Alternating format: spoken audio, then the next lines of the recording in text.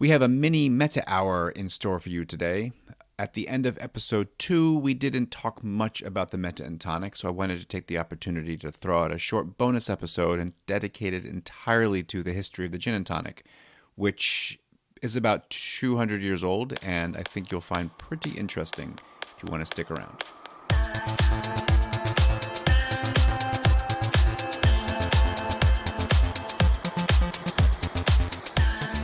Welcome to Meta Hour, the podcast, a weekly podcast covering news and happenings in and around the Metaverse, entertainment, crypto, and more. While we're only on episode 2, we're already releasing a bonus episode. I got some feedback that I didn't go into the meta and tonic quite enough at the end of the last episode, so I thought I'd take the opportunity to record a short bonus episode where we can kind of look at gin and the history of gin and tonic, which is a 200-year-old cocktail, surprisingly.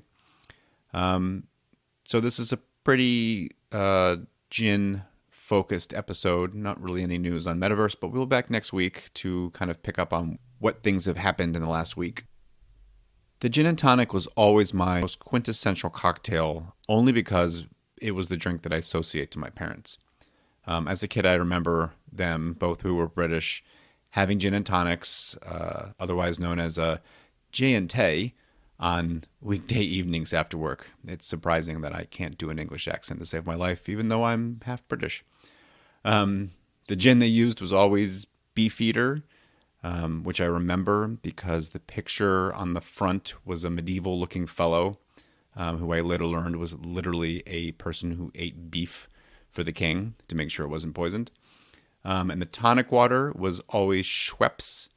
I love that yellow label, and I can remember not knowing what this meant, but it said contains quinine on the label. I always thought that was kind of alluring, which ironically is what makes the gin and tonic so alluring to cocktail drinkers.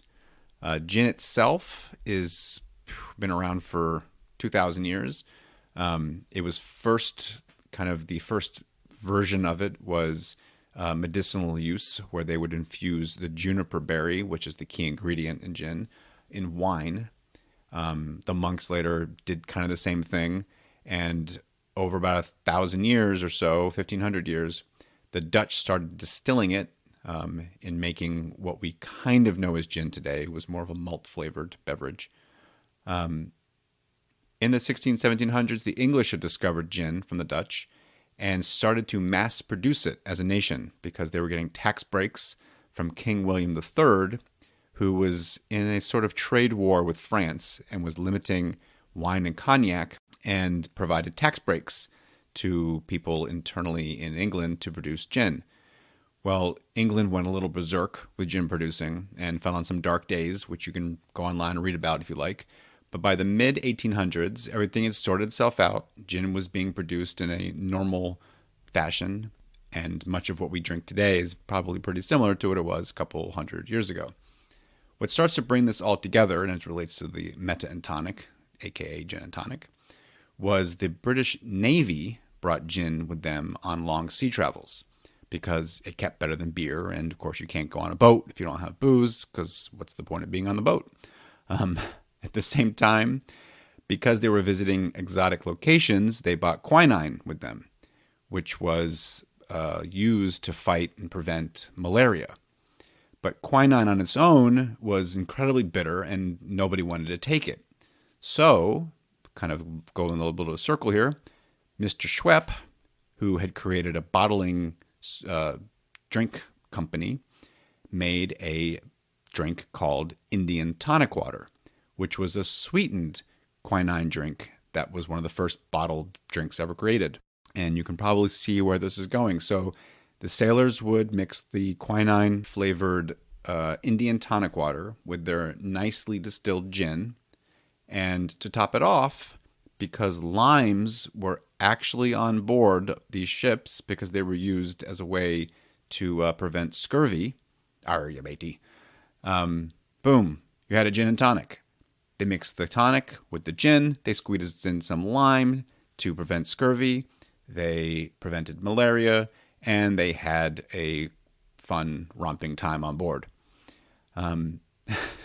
If you think about it, it's kind of amazing that I don't think there's any cocktail that I know of that has such a depth of history besides beer, making alcohol, but mixing ingredients together that we drink today that wasn't developed by a bartender or mixologist and promoted as a new cocktail invention. This was something that they drank on the ship because it had medicinal purposes, and it was just the perfect storm of three ingredients.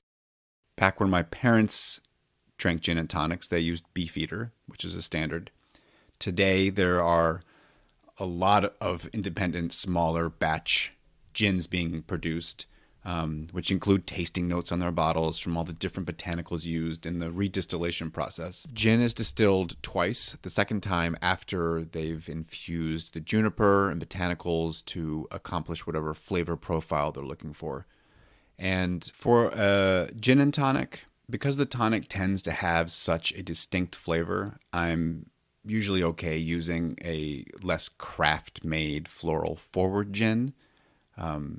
So gins like Bombay, Sapphire, Tanqueray, Beefeater, Hendricks are some of the well-known gins you can find in any liquor store or grocery store.